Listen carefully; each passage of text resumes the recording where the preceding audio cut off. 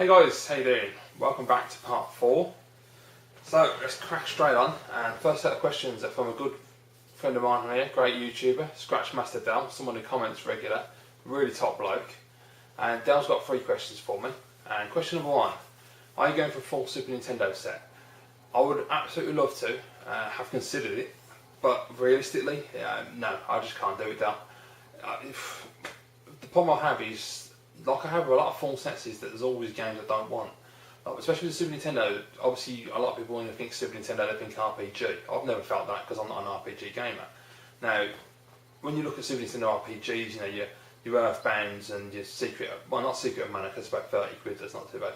But your Earthbounds and there's the Final Fantasy games and there's a couple of others, and they're just ridiculously expensive, and I just couldn't justify paying all that money just to buy games to have, just to sit on the shelf essentially, because I've never played them. I have no interest in playing them, so they'd just be sitting there just as part of the full collection. And while with sports games you can get away with it because at least I might play them now and again, to not play a game at all, to spend 60 to £100 for a game and never play it, there's no way. There's just no way I could justify that. Plus the Super Nintendo set is, I'm not entirely certain because I've tried looking for full lists and everyone seems to have different ideas of what games were released for the system. And so you're talking at least 700 plus games, and even if I could afford to buy them all, the storage alone, it would mean literally just selling everything that I have and just only collecting for the Super Nintendo, which is something I have actually thought about in the past, but I don't think I could just buy one. You know, as much as the Super Nintendo is my favourite system and I love it, I don't think I could just be that focused to only buy SNES games. I'd love to be, but I like too many systems to be able to do it, and as I say, if it's too expensive, it's too massive, and the RPG is an issue, and also some games are just too bloody difficult to get as well. You know, there's a game called Three Ninjas Kickback, which on the Mega Drive and Genesis is common as muck, you can get it anywhere, it's easy. But on the SNES, trying to get it boxed, I only ever see the odd sealed copy that turns up for ridiculous, like hundreds, thousands of dollars depending on the seller. You really don't see second-hand copies that often. In fact, I don't think I've even ever seen one myself. I think Crash Test said he'd seen one, but I've never seen one myself. So I just, you know, and that game ain't even worth owning, but if you go full set you'd have to get it. But yeah, no, I think logistically it's just not possible, and financially probably as well. It would be nice though, it would be awesome to have a room just full of Super Nintendo. Question number 2 from Dal, if somehow all your collection vanished, would you recollect? That is a really good question, mate. Probably would. In the past when I've had a reasonable sized collection, and I've sold everything and I've just got to that point where I just went, I just can't do this anymore, it's just getting on top of me, it's just too much, it's getting ridiculous, and why am I paying all this money into all these games and consoles? I just need to just get rid of it, and I did, and I cleared it all out, and I was going to get rid of my Super Famicom collection, my Japanese Mega Drive, my boxed mint Jaguar CD, which I bought both sealed, and lots of other great systems that I had, and I just cleared it all out and got rid of it all. And then again, you know, a while down the road and I get the bug again and I'm thinking, well, I've sold it all, and I start buying it all back, and now I am where I am and I've got all these systems and games. So yeah, if I ever had to get rid of it all, it'd probably be down to financial, that would be the only reason I'd have to get rid of it, because there's no other reason, to be honest, unless, you know, God forbid my house went up in smoke, which, you know, would hate that to happen, and there's no wood. There is, hang on, door frame. Touch wood, that never happens. So yeah, but if it came down to financially, I had to just get rid of everything. I needed the money. When I was back on my feet, I'd get back to collecting. I'd be back on the Super Nintendo without even thinking about it, to be honest. Question number 3 from Dal. If you didn't collect video games, what would you collect instead? Really good question, because up until the point of actually buying a Super Nintendo back, I had no interest in collecting at all, and I don't even understand why I got to this point. It sort of evolved. It's sort of like, I don't even remember what year it was. It was like 2001, 2002, around that time. I remember that for some weird reason, I don't know why, because obviously the internet was quite early in its years at that point, in terms of like broadband and anyway, as far as I can remember. I remember 99 was around about the time the internet started to change and take off and become more than what it was. At that point it was just like chat rooms, and not a lot else really. There wasn't like the massive expansive web that you have now with all these adverts and places to buy stuff. I mean, Christ, those were the days when people were a bit sceptical about buying online and whether it was going to be e-commerce was going to take off, and of course it did. Yeah, and I remember in like 2000, I'm sure it was around about 2001, 2002, in which case eBay's been around a lot longer than I thought it had. I remember looking on eBay and picking up a Mega Drive Model 2 and a Mega CD Model 2 for about 20 quid or something. I don't know why actually, I just got an urge to buy them, and then I bought Super Nintendo English for a UK PAL 1. And I had a couple of games, and I played like, I don't know if I had Castlevania, I can't remember. I know I had Mario Kart and Street Fighter because I had to, it's essential. You can't have a SNES without it. And I just picked up a couple of games, picked up the systems, played on them, enjoyed them, reminiscing from my youth. It was great. Mega Drive, not really part of my youth, I had it briefly. So it was more the SNES obviously, and I really, really enjoyed it. And I don't know what happened, I can't remember if I sold them or gave them away. I don't know, I didn't keep them anyway. And then around about 2003, 2004, I don't even know what the hell happened, but I somehow got this urge to buy a Super Famicom. And I still don't even know why I did that, but I bought a Super Famicom, and I got a really great deal. It was mint boxed, the console, the controllers were all in plastic and wrapped up nice. It was 80 quid, and they're still quite around about that price now, but I don't really see Super Famicoms that mint anymore. And I've seen one recently, and they only got 400 quid for it. They can piss off. That's just really trying it on. That's just ridiculous. They're trying to claim it's brand new, but I'm sorry, even if it was, it ain't worth 400 quid. But yeah, and I got into the Super Famicom, and then it sort of evolved. It wasn't so much that I wanted to collect. I never had that idea that I wanted to collect. It was just literally, I bought the Super Famicom, and I made a list in my mind. It was like Mario World, Mario Kart, Mario All-Stars, all the Street Fighters, the Final Fight games. Then I found out about Final Fight 3, which at that point I had absolutely no idea that game existed. And I don't know if I read about it in Retro Game or something. I read about it somewhere, and I went hunting it down and I couldn't find it anywhere. It took me ages to get a Japanese copy. And of course in Japan it's called Final Fight Tough, not Final Fight 3. And it was always around about the £100 mark, and it still is. It doesn't really drop in price, it's still valuable. And I eventually got that, and it was just awesome. And yeah, I was just buying all the obvious stuff like Turtles in Time, all the games that I love, Axlay, F-Zero.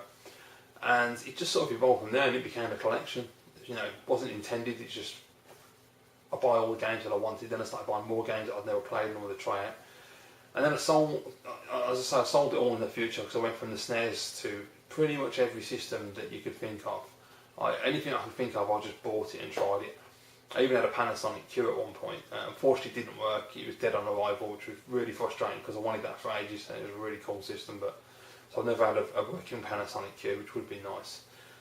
But yeah, it just sort of evolved from there, and then I sold it all off, as I say, and then I started again a while down the road, and I can't even remember how long it was before I started again, but it didn't take me that long.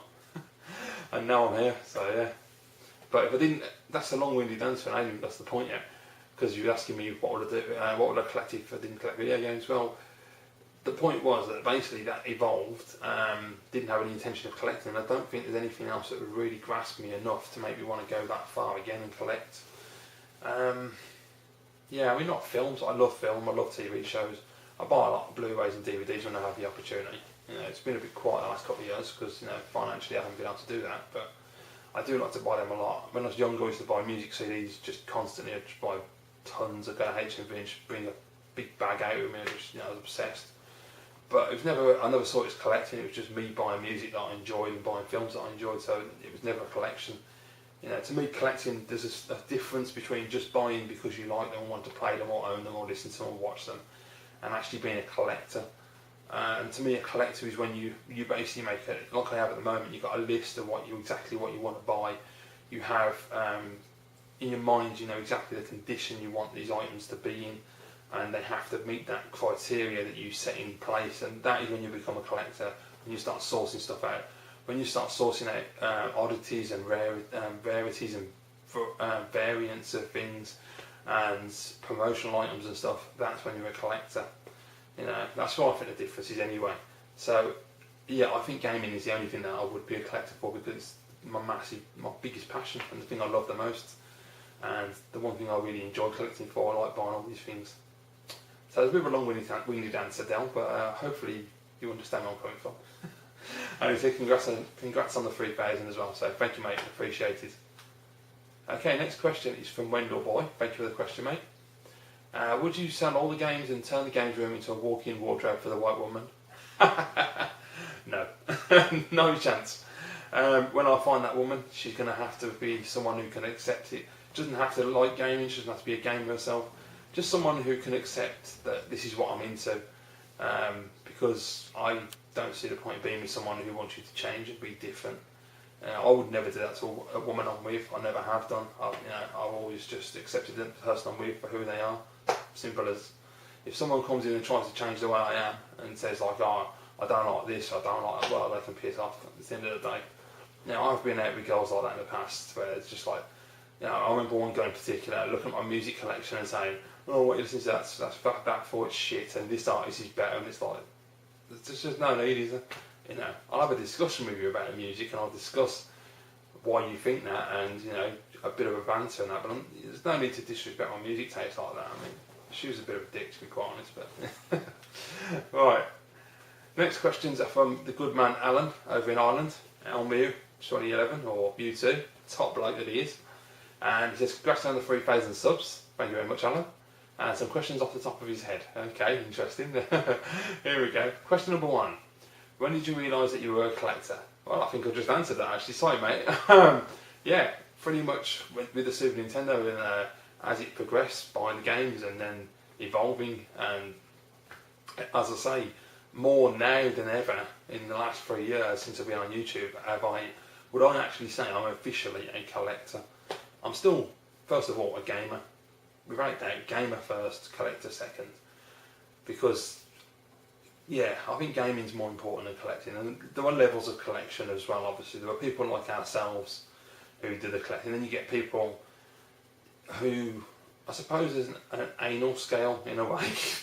You have the people who just collect and enjoy the games and want quantity over quality and aren't that bothered about condition. You have people who want to try and set the bar and have a list like we do and just buy what they want, but may stray and buy the odd thing here and there and eventually get on track. And condition is important. Then you get people who just stick to the list that they have. Condition is everything, that's important. Then you have the people who, I don't want to be disrespectful, so I'll be careful what I say.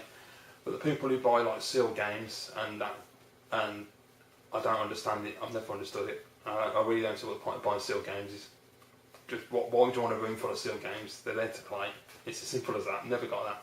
And then you get the top tier strange people who wear gloves and shit and don't understand that one at all. You're not going to contaminate the games. That's just paranoia. But I find that very odd. But yeah, better move on to the second question, I think, Al. Second question, do you have any advice for a new collector starting an NTSC SNES collection? Now that is a brilliant question. That is a really good question. Assuming you mean somebody obviously outside of America, of course. Advice I would give. First of all, the most important piece of advice I would say from my experience of buying American games is be patient. Without that, patience is key because you need to be. Because if you're not, you're just going to do the obvious thing and you're just going to run in and buy games. And you're going to go, well, I can't get this game in the condition I want. And I might as well pay the high price. Never do that. Just wait it out and eventually you will get lucky and the right deal comes along. Recently for me, a great example was R-Type 3. Been after that game for, I don't know how long, it's got to be a year or so easy. It's been a long time trying to find that game. Not had much success, missed out on a mint copy from Crash Test Gaming, he beat me to it on the bidding. And then, by pure grace of God, I managed to get a copy for $65 on Amazon America.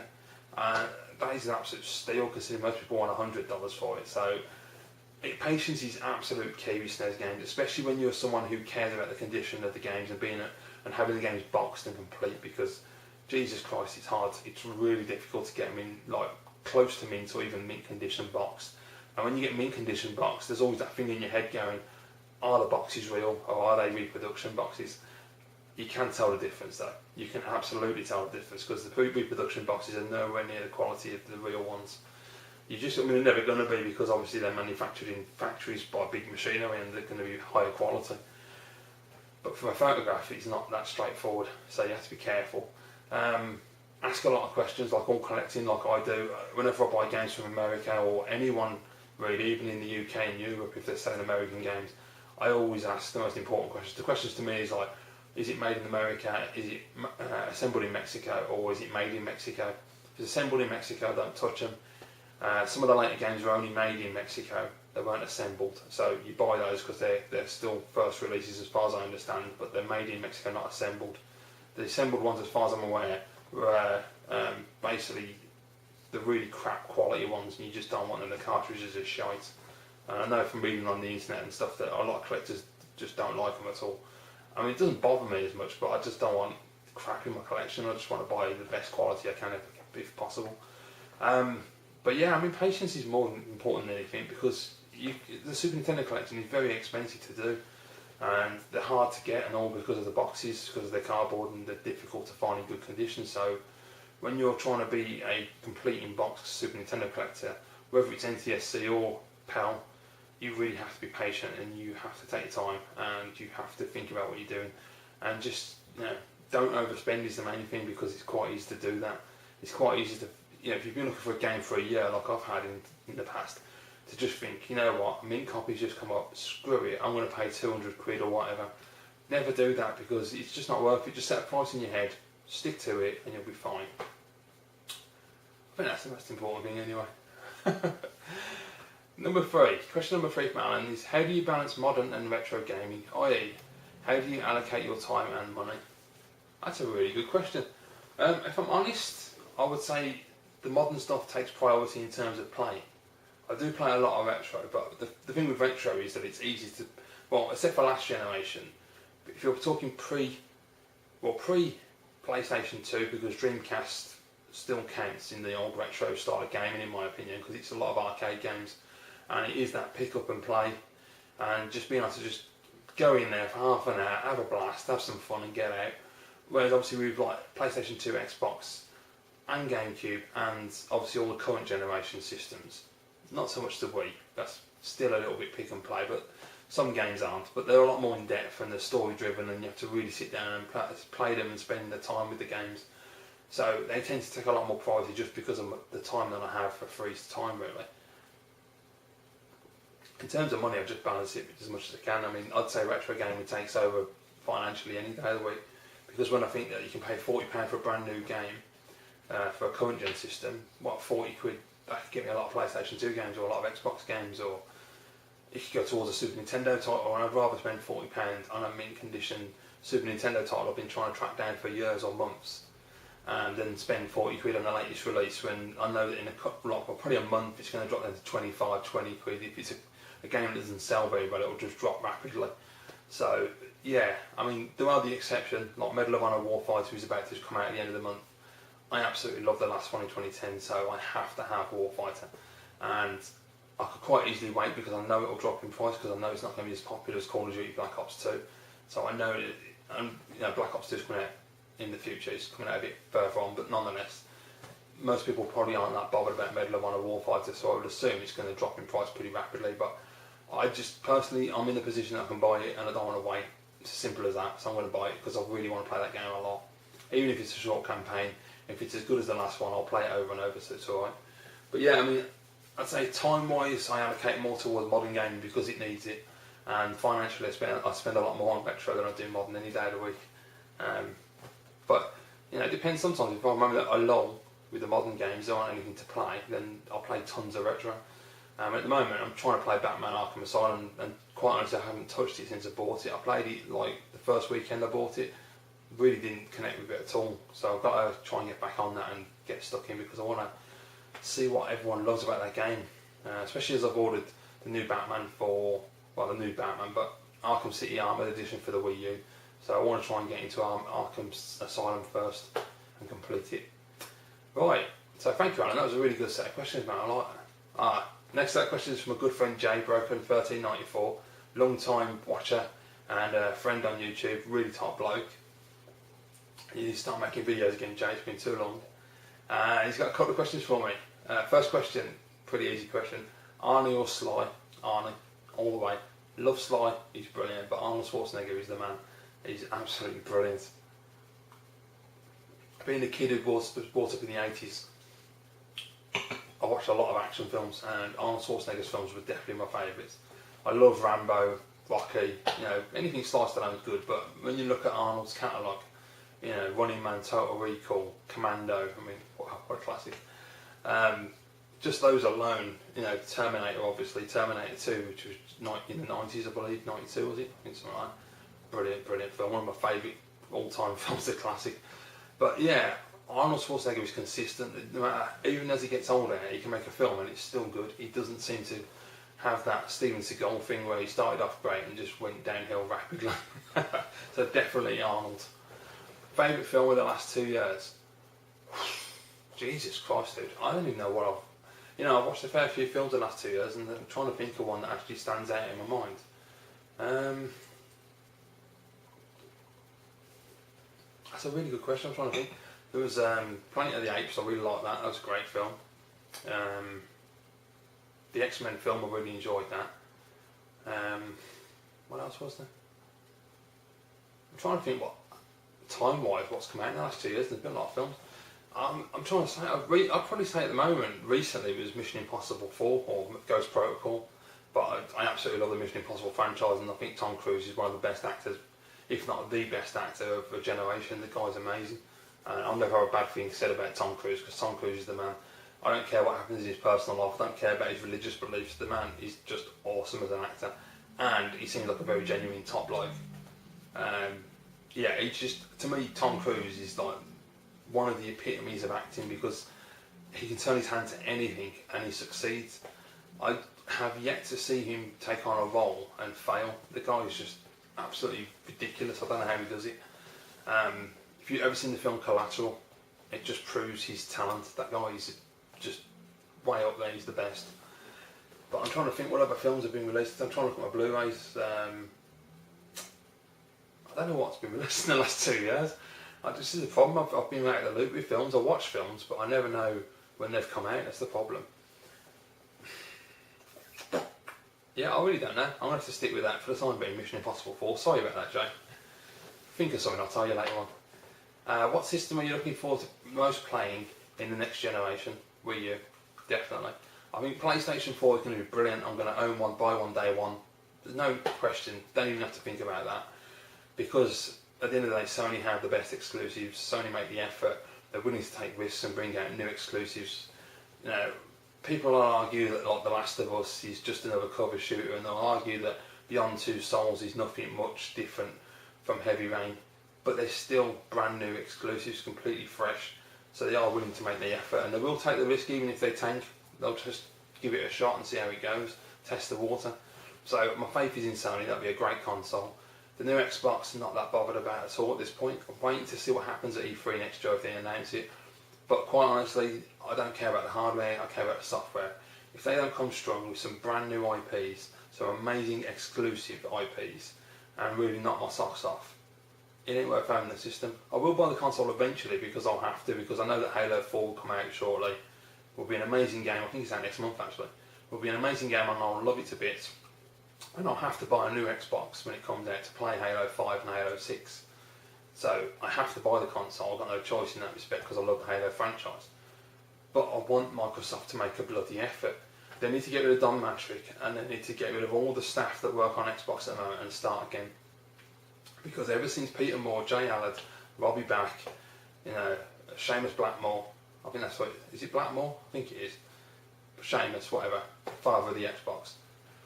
And when they all jumped ship, that's when Xbox went downhill.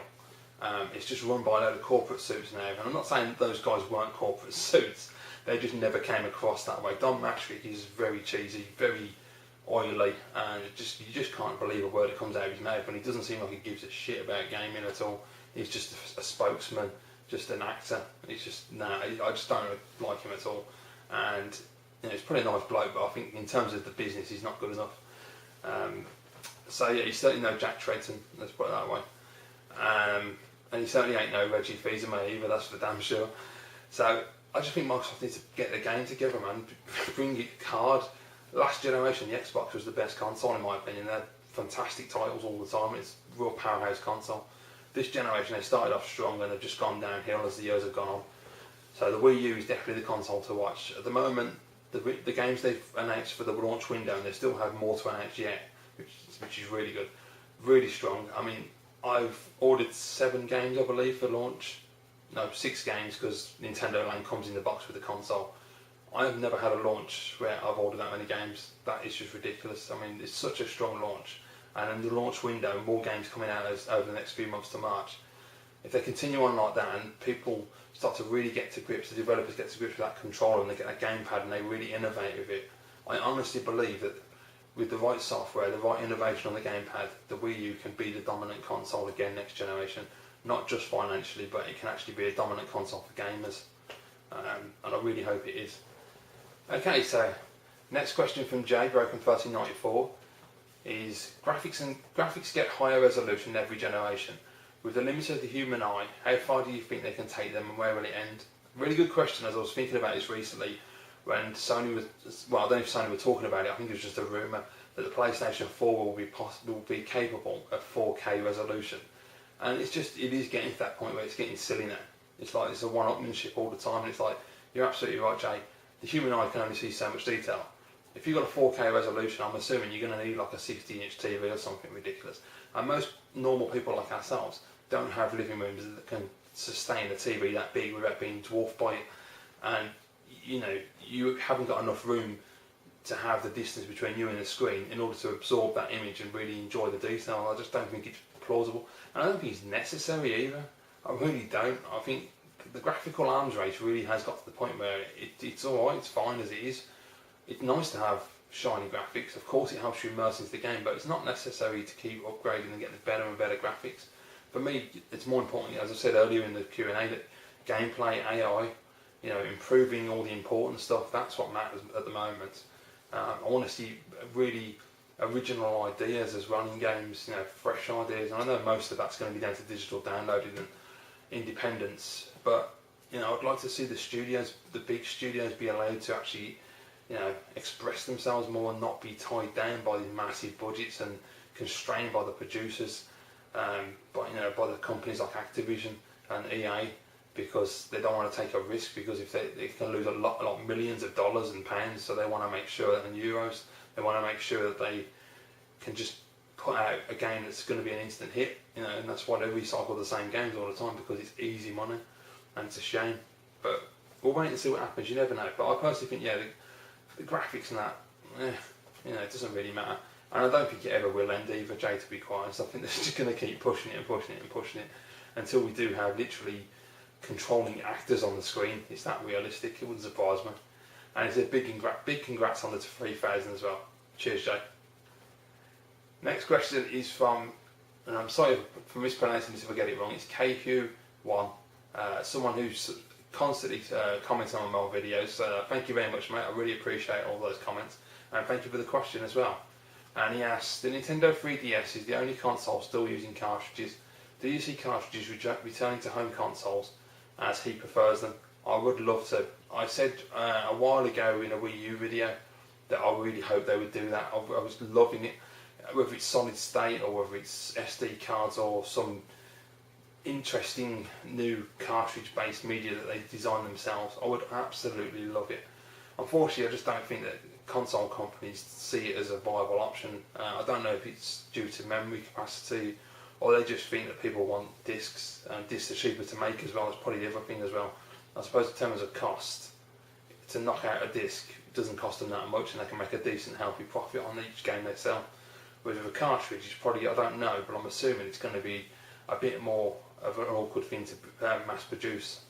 I mean, I'd be interested to see the numbers, actually, the comparison, to see, you know, say like, if they can, I don't know much about solid state and all that, but if they could do, say, like 25 to 50 gigabytes on a cartridge-based system, just like a Blu-ray, and compare the two price-wise for manufacture, and you know what the bottom line is, how much they're going to make profit, that'd be quite interesting to find out, because I would love a cartridge system. I hate loading times, I hate all this bloody Sony firmware updates and bloody updates for this, that and the other, and that all has to go. I know it's got nothing to do with cartridges, but it just annoys the shit out of me, all that has to go. I'd just like to be able to put a game in, plug the cartridge in, turn the machine on, play the game, simple as that. No going through millions of bloody not advertisements, but you know, when you start the game up and you have like, it comes up Activision, then it comes up the other studio, and it comes up the other studio, and it comes up with someone else for the graphics engine. It's like, just get to the bloody menu screen, you know what I mean? I want to play the game. So yeah, short answer is I would love cartridges to come back, but I don't ever see it happening, to be quite honest. Next question is from a good friend Stu, Skunkworks 0. Top bloke. It is a 0 and it's Stu. I've always assumed it is. It says, alright Pete, congrats on the 3,000 subs, mate. Thank you very much. And he has 3 questions for me. And Stu's first question is, what's the hardest game you've ever beaten? Not sure, but I think I answered one of these earlier. I'm not too sure, to be honest, Stu. As I said, yeah, I did, because I think I said earlier, difficulty is not something I look for in games. I like the enjoyment and the fun of the games. I'm not a big fan of trying to defeat the game on the hardest difficulty possible, because it just makes me angry and I get frustrated, and I don't want to do that. I want to play my games and enjoy them and have fun with them. I'd say some of the hardest games are probably like the Call of Duty games, because they kick the shit out of me. I'm constantly dying on those. And I'm always quite tough when I complete them. And I think I said earlier as well, Prince of Persia, Prince of Persia, Forgotten Sands. That game beat me over the head severely, but I absolutely loved it, and I just kept coming back and back and back for more. I just had to finish the game no matter what, and it was a tough one, but God, it was worth it when I finished it, 'cause that game was brilliant. Question number 2, what game are you best at? Real good question. I'd say modern games, Uncharted 2, although when you say best at, it's more of a competitive thing, and with modern games, I don't play online, so it's all about the single player. If you're looking at retro, I'm pretty decent on Mario Kart. Love the Super Nintendo version of that. Used to be really good at Street Fighter. I'm not that great now. I'm just average. I certainly need to improve my skills on that one.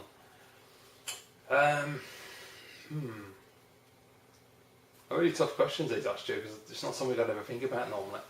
Yeah, I'll probably leave it at that, because otherwise I'll just be sitting there going, I don't know. Question number 3. What was the first console you owned that was a disappointment compared to the previous consoles you have owned?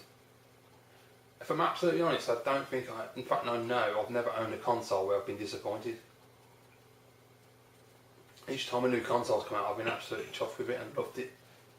I'm trying to think, because first console I ever owned was a Super Nintendo. Then I owned a PlayStation. I had a Mega Drive briefly, very briefly. I thought it was a great system, but I missed my Super Nintendo and was like, what have I done? Went back to the Super Nintendo.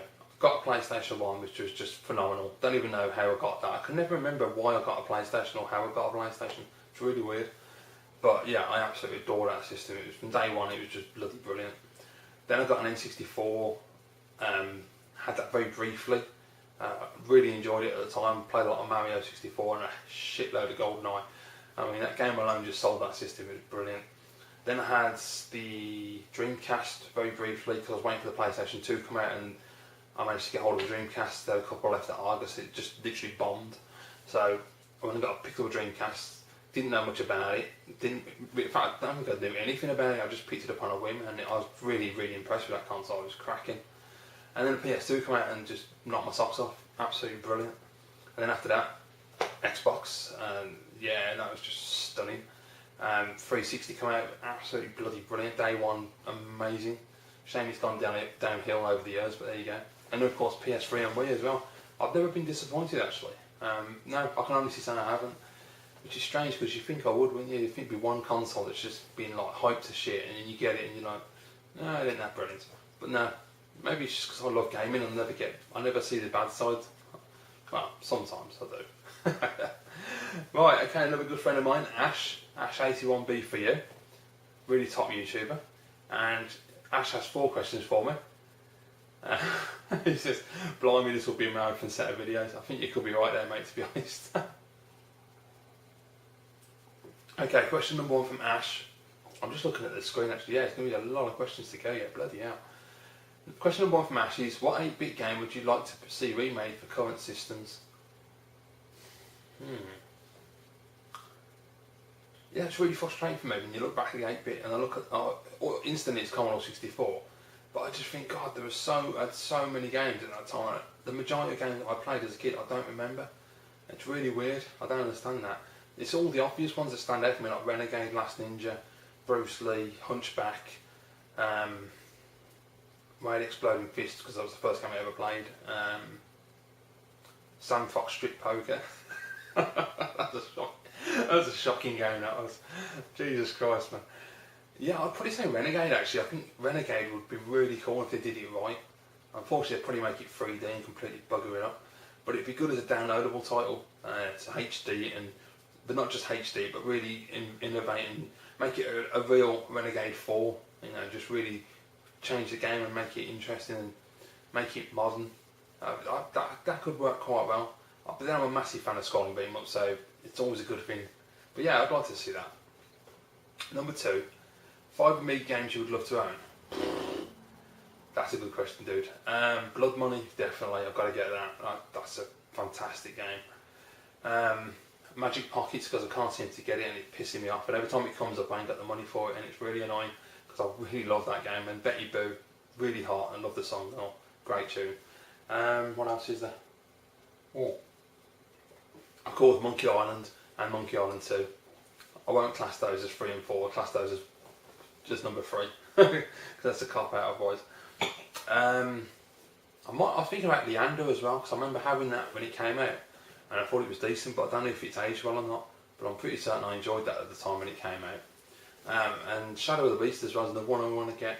The first one, not the second one. Don't like the second one. I always thought it was crap when I was younger. I really enjoyed the first one. It's a cracking game.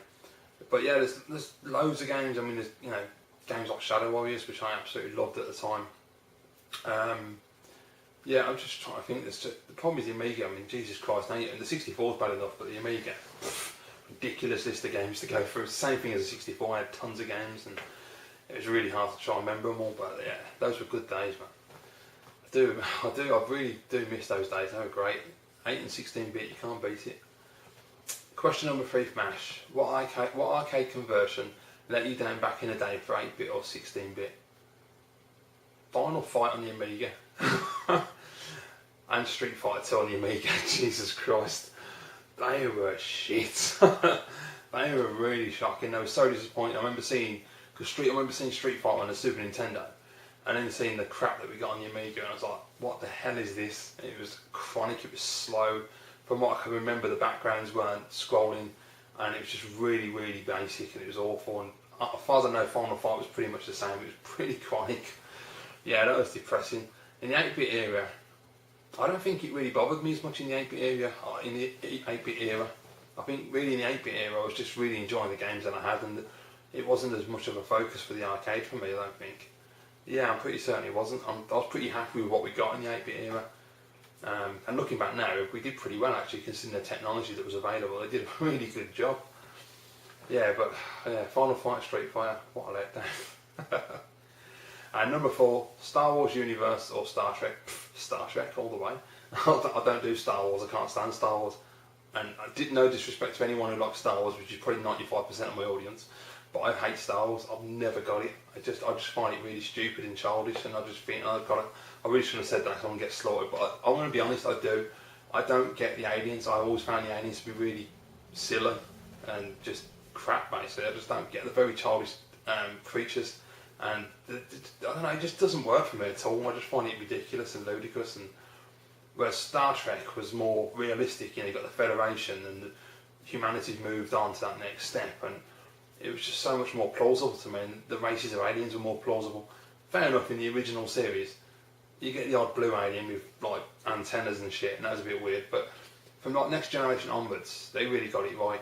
And especially like the fact that the way that the Klingons evolved from the 60s, where they were just like humans with beards, to like Worf and those really cool ones with the ridges. They were badass, man. I used to love that.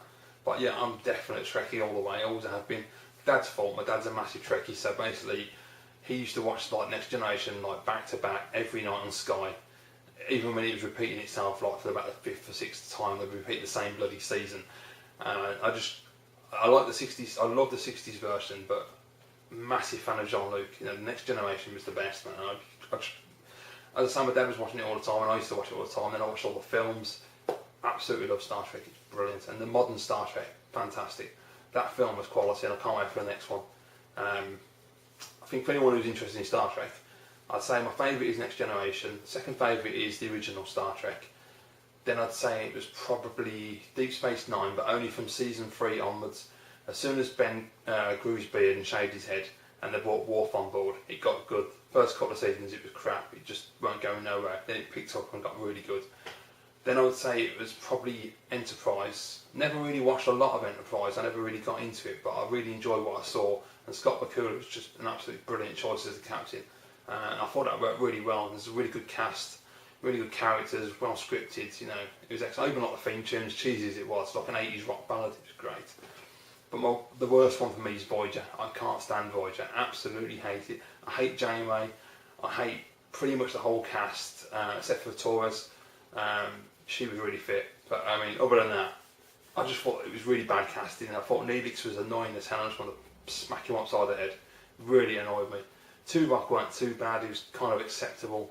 I'm trying to think who else pissed me off in that show. Pretty much the whole cast just irritated me. I'd only been that irritated before with Wesley Crusher in Next Generation. That kid served no purpose. He should not have been in the show. He was a cocky little shit. I was glad when they got rid of him because he really pissed me off. I never liked Tasha Yar either. Never a big fan of hers. So I was glad when I think she got killed by that black oil stuff. It swallowed her or something.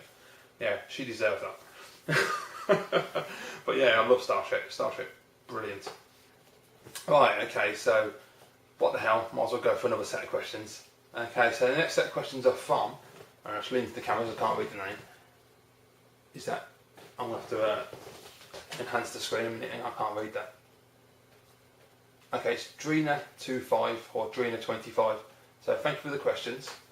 And I'm not entirely certain if that's a man or a woman, so apologies either way, I don't want to insult you.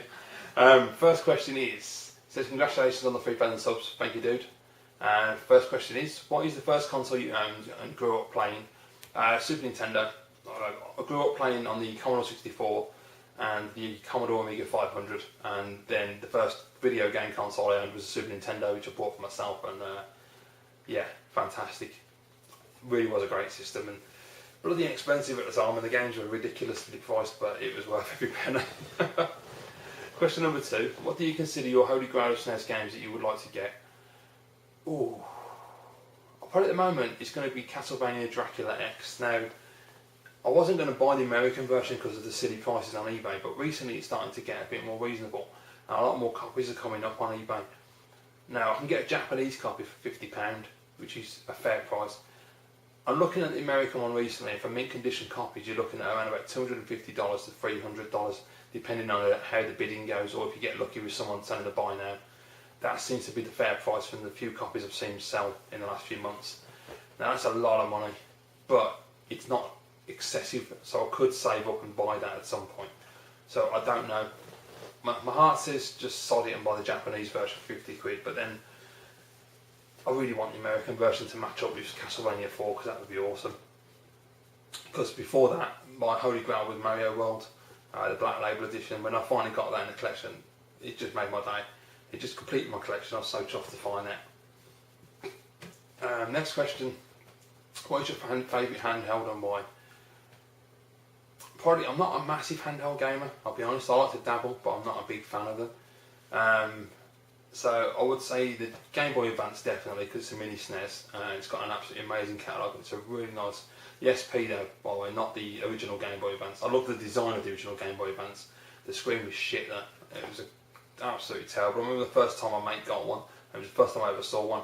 And I was like, how the hell do you play on that? You can't even see the screen. It was awful. The SP was just fantastic. Other than that, it'd be the 3DS, because I really think that thing's brilliant. Even though it's, you know, still relatively new and got a small amount of games available, small catalogue. It is a great system, and I really, really do enjoy playing the games on that system a lot.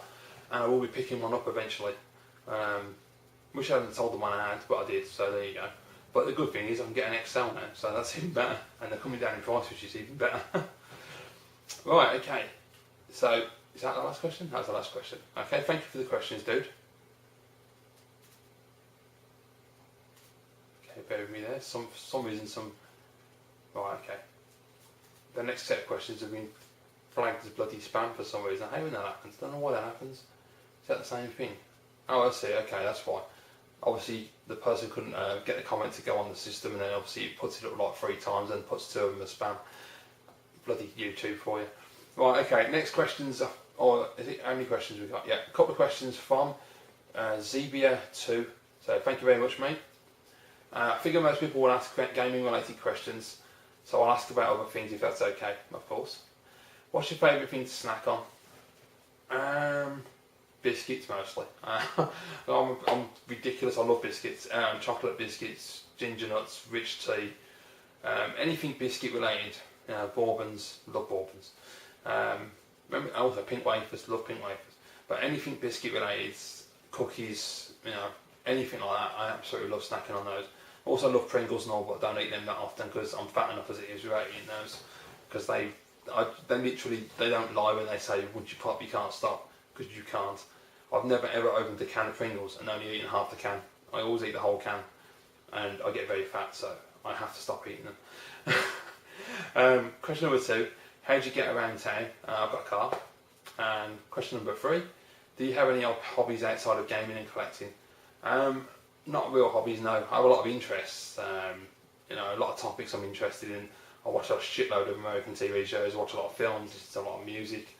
I'm interested in a lot of topics like politics, history, aliens and UFOs, science, the solar system, just all kinds of stuff, basically conspiracies. The conspiracies not so much anymore. I used to be really into that. Don't get involved in all that crap anymore. But I still keep an ear to the ground. I still pay attention to what's going on. But yeah, I just like to have many fingers in many pies. I like to have an interest in a lot of different things because it keeps the brain active and it's good to know about a lot of different subjects, I think. It also makes it interesting when you meet people as well because you can discuss a lot of different topics. There's nothing worse than when you meet someone and they want to talk to you about something you haven't got a clue what they want about. It's nice to, even if you've only got a limited knowledge, at least you can sort of chip something into the conversation and start a dialogue with a person. You can maybe learn from them as well, or they can learn from you, which I think is brilliant. All about human interaction. Next question is from SS Drop. Thank you very much. And his question is: do you listen to any podcasts, gaming or otherwise? The only one I listen to, or more watch than listen to, is Invisible Walls on game trailers, which I absolutely love that show. I did used to watch, and my favourite one was Epic Battle Cry, which used to be on Game Trailers, but it's now on their own website. For some reason, I don't know what happened, but they took it off the Game Trailers website and put it on the Epic Battle Axe website instead. I think it's called Epic Battle Axe. I think that's pretty right. The problem I had was that they stopped putting the video up and they just have audio, and I find that annoying because I have a car now. I don't really want to listen to it in the car. I don't use my Zune anymore, so I can't carry it around with me. So I haven't listened to that in a long time. And I love that because Daniel Kaiser is awesome. He used to crack me up. But those are the only ones I actually listen to. There's only so much time in the day, unfortunately. And, with everything else involved, it's really hard to just keep track of everything. So I have to limit myself a little bit. Right, okay. So these will be the last set of questions for part 4 because otherwise these videos are going to get extremely long and you're all going to be like, Jesus Christ, dude. But we'll wrap this part 4 with 3 questions from a really good friend on here called Paul, or otherwise known as the Nooch79, top bloke. And Paul wants to know, what is your favourite Xbox game besides Halo? That's a tough one, mate. I'd say, it's not an. You haven't said specifically Xbox exclusive, although that seems to be what you're implying by saying it's outside of Halo. So if we're not talking exclusive, it's Freedom Fighters. Love that game. It made a massive impact on me when it came out. Absolutely fantastic title. And more recently, Fahrenheit as well. There's another game that just blew my socks off. That game is just absolutely awesome, and everyone has to play that game and just experience it. It's fantastic. Outside of that, and if it's exclusive Xbox titles, it's probably going to be. I've got a bit of a weird one there because there isn't any one title. It's sort of like a mixture of games. There's Rally Sport Challenge, which I absolutely adore. Dead or Alive 3, which is fantastic, and Brute Force, which never seems to get much praise, unfortunately. I really like that game. I've seen a lot of gaming journalists slag that game off and say it's crap. I don't think it is. I really, really enjoy that game, so it's a lot of fun. But other than that, there's just tons. Christ, it's really hard when you look at the games I've got. I'm at the point now, probably like yourself as well, mate. I'm just looking at the wall and just going, what am I going to play? Because there's just too much choice. But yeah, that's a tough one other than that. But I'll stick with those for the time being. But my favourite Xbox game is definitely Freedom Fighters. Even though it's multi-platform, it is a fantastic title. And one that everyone should play at least once in their life. Question number 2, are there any systems you've never owned and why? Yeah. I've owned all the main systems that you can think of. The only ones I haven't owned are things like the Ataris and the ColecoVisions, the Intellivisions, mainly because I have no connection to them whatsoever and they just don't interest me in the slightest. Although the 2600 does slightly, I've always thought about getting a 2600 because of Asteroids.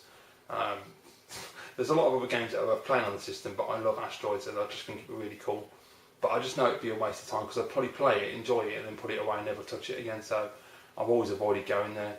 Other than that, I mean, when I started collecting back in 02, 03, 04, I did buy all the system I wanted. I had Jaguar CD, Super Famicom, Japanese Mega Drive, I've had a Japanese Saturn, over the time I've had American Genesis, I've got a couple of them now, American Super Nintendo and NES, I've had Game Gear, Game Boy Color, Game Boy Advance, Game Boy... Well, no, I've had Game Boy Advance SP, I've never had a Game Boy Advance, that's true, so it's a handheld though. I've had Panasonic Q, I've had 3DO, Atari Jaguar CD, which I've already mentioned. GameCube, PlayStation 1, 2 and 3, Xbox 360, Nintendo Wii, yeah, GameCube, Dreamcast, trying to think now. What else was there? Yeah, I mean pretty much, I'm trying to think, is there anything like Panasonic Q, I don't know, yeah. Neo Geo of course, Neo Geo AES, I've had one of those, I've had a Neo Geo CD, I've had a Neo Geo CD-Z as well. Yeah, I've pretty much experienced most of the systems now, which is good, it's giving me a good rounded idea of what they're all about. But yeah, I still want to get another Neo Geo CD. I haven't had one for a long time, it's been about 10 years since I had one of them, so I need to get one. Well, probably just a bit less than 10 years, but I need to get one of those. Question number 3 from the Nooch79. Would you consider playing through an RPG if I got you 3 box SNES box games? Yeah, of course, if it's free, I'm going to give it a shot, but I don't know how to play RPGs. That's my biggest barrier, is understanding how to play them when you try them out. I don't understand what the hell I'm doing.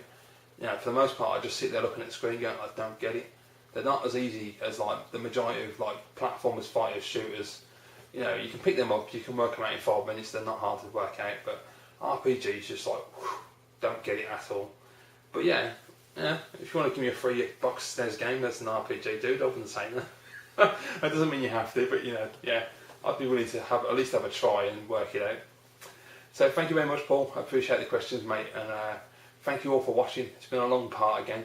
Do apologise, but there's a lot of questions to go by the look of it. I'm just looking at the bar on the side there to scroll down, and it's got a long way to go.